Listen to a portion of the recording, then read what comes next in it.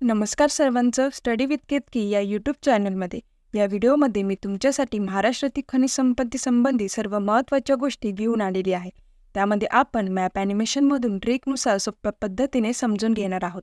आजच्या टॉपिकला सुरुवात करण्यापूर्वी सर्वांना विनंती आहे, तुम्ही जर चॅनलला नवीन असाल तर प्लीज चॅनलला सबस्क्राईब करा आणि बेल बटनवरती क्लिक करा, जेणेकरून जेव्हाही मी नवीन व्हिडिओ घेऊन येत जाईल त्याचं पहिल्यांदा नोटिफिकेशन तुम्हाला मिळत जाईल. मित्रांनो, जसे जसे व्हिडिओच्या शेवटपर्यंत आपण जाऊ तेव्हा तुमच्या लक्षात येईल की खनिज संपत्तीचे विभाजन महाराष्ट्रात फक्त 2 प्रमुख क्षेत्रांमध्ये झालेले दिसेल, ज्यामध्ये एक आहे पूर्व विदर्भ आणि दुसरा आपला कोकण आणि दक्षिण महाराष्ट्राचा थोडा भाग. अशा प्रकारे 11-12 जिल्ह्यांमध्ये लहान मोठ्या प्रमाणात खनिजं सापडून येतील.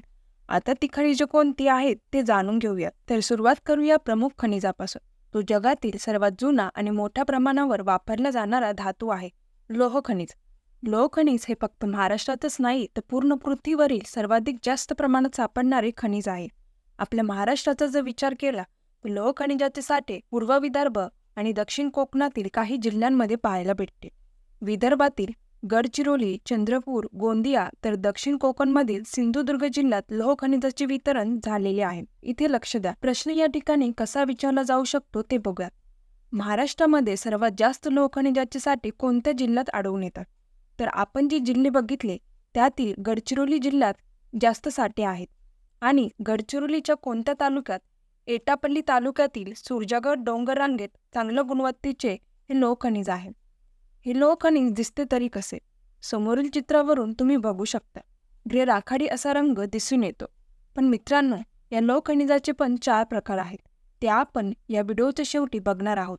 वेगवेगळ्या कलरमध्ये हे 4 प्रकार आहेत. आणि तिसरा खूप महत्त्वाचा प्रश्न यावर विचारला जातो. महाराष्ट्रात भारतातील एकूण साठ्यांपैकी किती टक्के साठा महाराष्ट्रामध्ये आहे लोह खनिजाचा? 20% साठे आहेत. हे आपण सोपी ट्रिक वापरून लक्षात ठेवणार आहोत. त्यासाठी स्क्रीनवर नीट लक्ष द्या. लोह खनिज या पूर्ण शब्दामध्ये आपल्याला 20 सारखा थोडाफार नंबर कुठे तयार करता येईल का? तर हो, तयार करता येईल. खच्या जागी 20 ठेवू या प्रकारे. साठे विचारले तर न चुकता नावावरूनच 20% लक्षात येईल तुमच्या. आणि हे पण लक्षात ठेवा मित्रांनो, विचारले तर सांगता आले पाहिजे. सिंधुदुर्ग जिल्ह्याजवळ अरबी समुद्र जो आहे तिथे रेडी बंदरात लोह खनिज सापडते. ते रेडी बंदरातून लोह खनिजाची दुसऱ्या देशामध्ये निर्यात केली जाते. आता आपण महाराष्ट्रात सापडणारे बॉक्साईट खनिज बघूयात या नकाशातून. मित्रांनो, बॉक्साईटचा साठा हा सर्वात जास्त महाराष्ट्र मॅपच्या डाव्या बाजूलाच आपल्याला दिसेल. त्यामध्ये कोणते जिल्हे येतील? दक्षिण महाराष्ट्रातील सातारा, सांगली, कोल्हापूर आणि कोकणच्या भागात गेलोस तर ठाणे, रत्नागिरी, रायगड आणि सिंधुदुर्ग या जिल्ह्यामध्ये आहे. जसं की आपण बघितलंच मगाशी, लोह खनिज महाराष्ट्राच्या 2 भागात सापडले जाते. आणि समजा परीक्षेला विचारलंच बॉक्साईट कुठे आढळून येतो, 4 जिल्ह्यांची नावे ऑप्शनमध्ये दिलेली असतील. त्यातील 3 जिल्हे पूर्व विदर्भातली आहेत. तेव्हा ही जिल्हे आपण लगेच कॅन्सल करू शकतो. का? तर आपण आत्ताच बघितले, बॉक्साईट महाराष्ट्राच्या नकाशात डाव्या बाजूला जास्त सापडतो. मग हा बॉक्साईट दिसतो तरी कसा? लालसर तपकिरी रंगाचा. त्यामुळे रंगाबद्दल तर काही शंका राहणारच नाही. रंग विचारला तर सांगता येईलच. अजून एक प्रश्न यावर विचारला जातो, बॉक्साईटचे भारतातील एकूण साठ्यापैकी किती टक्के उत्पादन हे महाराष्ट्रात होते? 21% बॉक्साईटचे उत्पादन महाराष्ट्रात होत असते. लक्षात ठेवण्यासाठी आपण मागची ट्रिक परत वापरणार आहोत. स्क्रीनवर लक्ष द्या. बॉक्साईट या शब्दामध्ये आपल्याला 21 सारखा थोडाफार नंबर कुठे तयार करता येईल का? तर हो, करता येईल. च्या जागी 21 ठेवून या प्रकारे. साठे विचारले तर न चुकता नावावरूनच 21% लक्षात येईल. आणि या बॉक्साईटचा उपयोग जर आपण बघितला तर ॲल्युमिनियम निर्मितीसाठी जास्त केला जातो. 80% बॉक्साईटचा वापर हा ॲल्युमिनियम निर्मितीसाठी होत असतो. 20% वापर जो आहे तो सिमेंट व लोहपोलाद उद्योगात केला जातो. लक्षात आले असेल तर पुढचे धातू खनिजे नकाशातून समजून घेऊया. मॅग्नीज. या मॅग्नीजचा भारतातील टॉप उत्पादक राज्यामध्ये महाराष्ट्राचा 2रा क्रमांक लागतो, मध्य प्रदेश नंतरून. मॅग्नीज उत्पादनात भारत 5व्या क्रमांकावर होतो. मॅग्नीजचे वितरण आपल्या महाराष्ट्रातील विदर्भात असणाऱ्या भंडारा, नागपूर जिल्ह्यांमध्ये दिसून येईल आणि दक्षिण कोकणातील सिंधुदुर्ग जिल्ह्यात आहे. हा मॅग्नेशियम दिसतो तरी कसा? घन मॅग्नेशियम हा चांदीसारखा राखाडी दिसतो आणि जेव्हा ते जळते तेव्हा मॅग्नेशियम पांढरा प्रकाश तयार करते. आणि आपल्या एकट्या महाराष्ट्रात मॅग्नीजचे 40% साठे आहे. आत्तापर्यंत 2 खनिजे बघितले, त्यातून ट्रिक लक्षात आलीच असेल तुमच्या. आणि तुम्हाला मॅग्नीज या पूर्ण शब्दामध्ये 40 सारखा थोडाफार नंबर तयार करता आला का, तर इथे लक्ष द्या. आपण फक्त 40चं 4 इथे बघणार आहोत. कुठे दिसतोय तो? मच्या जागी 4 ठेवून या प्रकारे. साठे विचारले तर यावेळी नावावरूनच 40% तुम्हाला सांगता आले पाहिजे. मित्रांनो, सगळे ट्रिक इथपर्यंत तुमच्या लक्षात आल्या असतील तर व्हिडिओला एक लाईक नक्की करा. पुढचा चौथा अधातुखनिज आपण बघणार आहोत, चुनखडी. चुनखडीच्या बाबतीत बोलायचं झालंच तर पूर्व विदर्भात सर्वात जास्त प्रमाणात साठे सापडतात. आता जिल्ह्यांची नावे तुमच्या लक्षात आलीच असेल मी सांगण्याच्या अगोदरच. ती आहेत गडचिरोली, चंद्रपूर, यवतमाळ, नागपूर. या पूर्ण जिल्ह्यांमधून यवतमाळमध्ये सर्वाधिक चुनखडी आहेत. सिमेंट तयार करण्यासाठी चुनखडी ही वापरली जाते. भारतातील एकूण साठ्यांपैकी 9% चुनखडीचे साठे महाराष्ट्रात आहे. आता हे 9% लक्षात कसे ठेवणार, तर सिंपल आहे.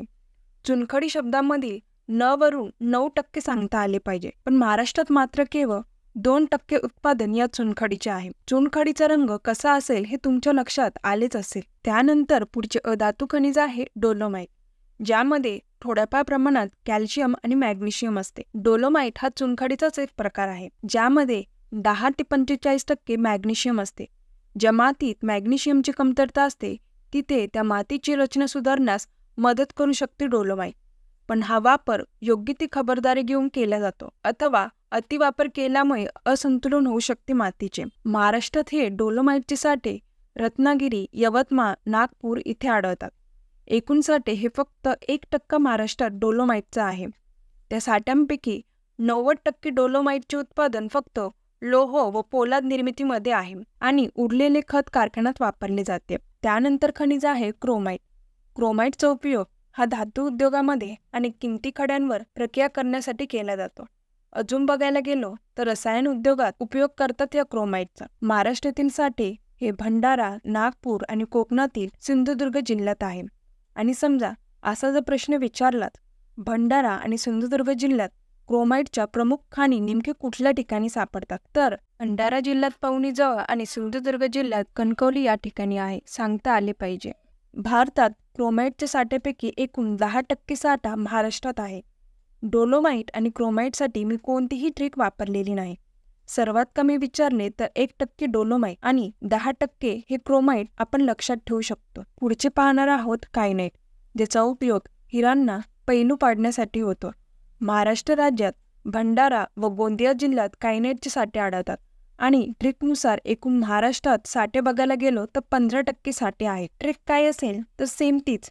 या 15ला कायनाइट शब्दात बारीक निरीक्षण करून बघितले तर लक्षात येईल तुमच्या की हा जो य आहे त्याला 5 सारखं तयार करू शकतो आपण, आणि हा ठेवला डाव्या साईडला 1, झाला 15 तयार.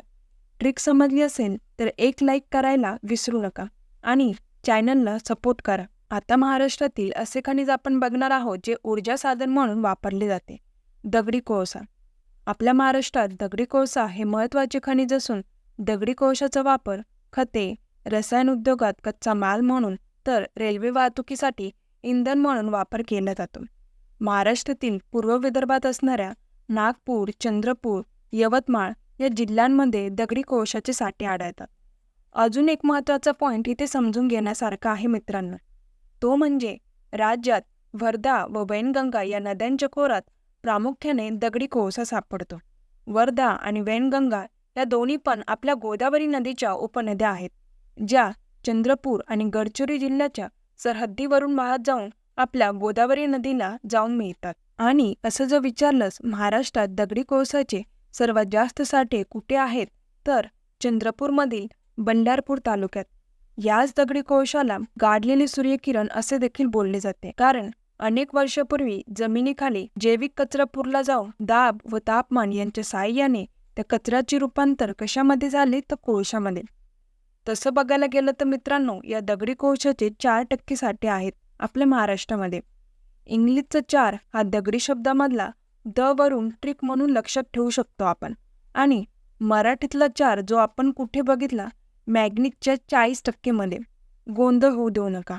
या दगडी कोळशाचे पण 4 प्रकार आहेत, ते आपण शेवटी बघणार आहोत, ते सुद्धा ट्रिकनुसार. यानंतर शेवटचे खनिज जे ऊर्जा साधन म्हणून वापरले जाते ते आपण बघणार आहोत, खनिज तेल, नैसर्गिक वायू. प्रश्न याच्यावरती 2-3 वेळा विचारून झालेला आहे. महाराष्ट्रामध्ये कोणत्या ठिकाणी हे आढळून येतात? तर बॉम्बे आहे इथे. बॉम्बे आहे इथे केव्हा पहिली खनिज तेल विहीर खणली गेली? या तारखेवरती अनेक वेळा प्रश्न विचारला गेला आहे. केव्हा? तर 3 फेब्रुवारी 1974 रोजी अरबी समुद्रात. मुंबईपासून 176 किलोमीटर अंतरावर पश्चिमेला असलेले नैसर्गिक तेल क्षेत्र म्हणजेच मुंबई हाय. इथे सागर सम्राट ही पहिली तेल विहीर खणली गेली आणि या क्षेत्रात नैसर्गिक वायू देखील मोठ्या प्रमाणात सापडतो. नैसर्गिक वायूचा उपयोग घरगुती इंधन, खत कारखाने, औष्णिक वीज केंद्रात केला जातो. तसेच कृत्रिम रबर करण्यासाठी देखील नैसर्गिक वायू उपयुक्त आहे. आणि एकूण साठाचा जर आपण विचार केला तर 50% तेल साठा मुंबई हाय या ठिकाणी सापडला जातो. मित्रांनो, मी सुरुवातीला सांगितल्याप्रमाणे आता बघणार आहोत आपण लोह खनिज आणि दगडी कोळशाचे ते 4 प्रकार, जे परीक्षेला हमखास या फॉर्मॅटमध्ये विचारली जातात.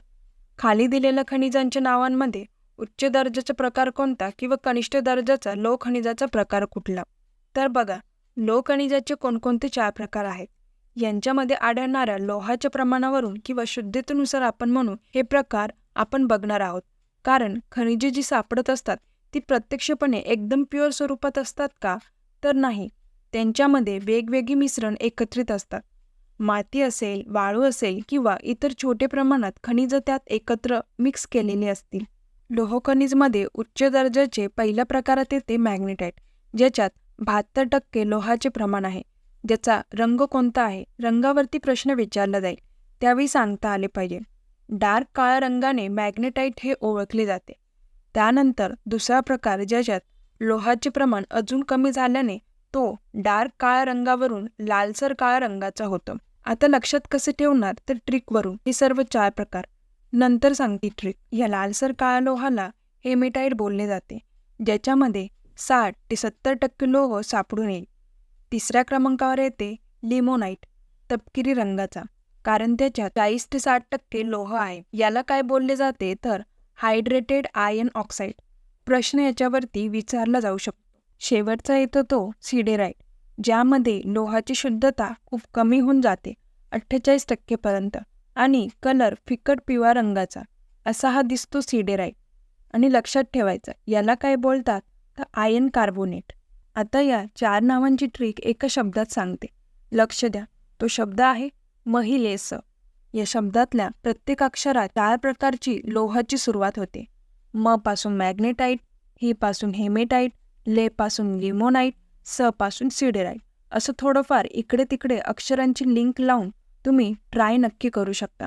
आता मला सांगा, मूर्खाचं सोनं हा शब्द कोणासाठी वापरला जातो? हा पण एक लोहाचाच प्रकार आहे, ज्याला पायराइट बोलले जाते. तुमच्या माहितीसाठी सांगते. नंतरची ट्रिक बघूयात दगडी कोळशाचे मेन 4 प्रकार. हा कोळसा बघायला गेला तर वनस्पतीपासून आलेल्या कार्बनी पदार्थांचा बनलेला असा हा खडक असतो. कोळसा जाळल्यास धूर तयार होतो. आपल्याला माहिती पाहिजेच की जेवढे जास्त कार्बनचे प्रमाण असते तेवढा तो कोळसा जास्त धूर करत नाही. म्हणूनच या कार्बनचे जे 100% शुद्ध स्वरूप असते त्याला हिरे असे बोलले जाते. टाईप्स बघूयात. पहिल्या क्रमांकावर उच्च दर्जाचा प्रकार येतो अँथ्रासाइट. का? तर यामध्ये 85 ते 95% कार्बन सापडून येईल. यानंतर दुसरा जो आहे बिटुमिनस, 70 ते 80% कार्बन आहे, जो घरगुती वापरासाठी उपयोगात येतो. तिसऱ्या प्रकारात येतो लिग्नाइट, 50 ते 60% कार्बन आहे आणि वीज निर्मितीसाठी वापर होतो. शेवटचा पीठ कोळशाचा प्रकार, ज्याच्यामध्ये 40% पेक्षा कमी कार्बन असल्याने डांबर निर्मिती उद्योगात वापरला जातो. आणि खालच्या दर्जाचा कोळसा ज्याचं नाव आहे कॅनल, 5वा प्रकार आहे हा. लक्षात ठेवा. आता इथे जर बघितलं तर याच क्रमाने प्रश्न विचारला जाऊ शकतो. क्रम कसा लावायचा? तर ॲबिलिपी एवढाच शब्द लक्षात ठेवायचा आहे. कार्बनच्या प्रमाणावरून या नावाची ट्रिक लक्षात ठेवायची. प्रत्येक अक्षरामधून 4 प्रकार आपल्याला लक्षात येतीलच. अजून एक वाक्य दगडी कोळशाबद्दलचे समजून घ्या. उच्च दर्जाचा कोळसा कमी धूर निर्माण करतो आणि जास्त वेळ जळतो आणि कमी दर्जाच्या कोळशापेक्षा जास्त ऊर्जा देतो. मित्रांनो, इथपर्यंत आपण सगळी डिटेल बेसिक माहिती बघितलीच आहे. तर हे पण समजून घ्या, जे 6 प्रशासकीय विभाग आहे आपल्या महाराष्ट्रातील तिथे या सर्व खनिजांचे वितरण कसे झाले आहेत, किती टक्के खनिजं या विभागात सापडतात यावर प्रश्न विचारला तर सांगता आले पाहिजे. सर्वात जास्त 60% खनिजांची उपलब्धता नागपूर विभागात सापडते. यामागचे कारण आपण पूर्व विदर्भातील जिल्हे बघितले तेव्हा लक्षात आले असेलच.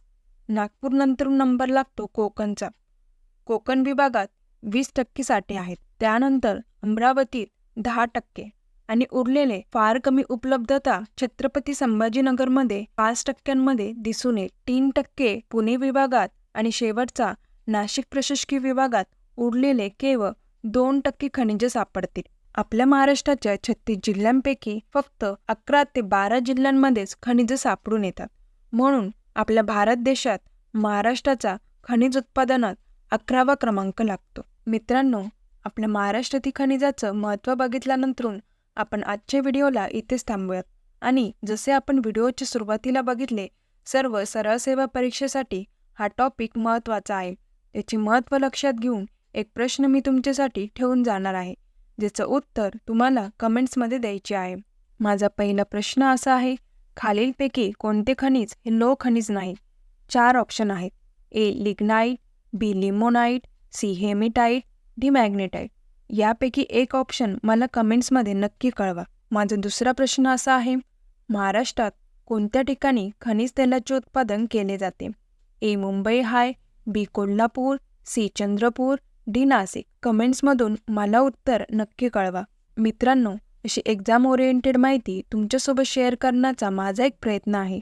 व्हिडिओ आवडला असल्यास लाईक करा, तुमच्या सगळ्या मित्रमैत्रिणींमध्ये शेअर करा. असेच ॲनिमेटेड व्हिडिओ बघण्यासाठी चॅनलला नक्की सबस्क्राईब करा. धन्यवाद सगळ्यांचे, इतका वेळ तुम्ही मला दिल्याबद्दल.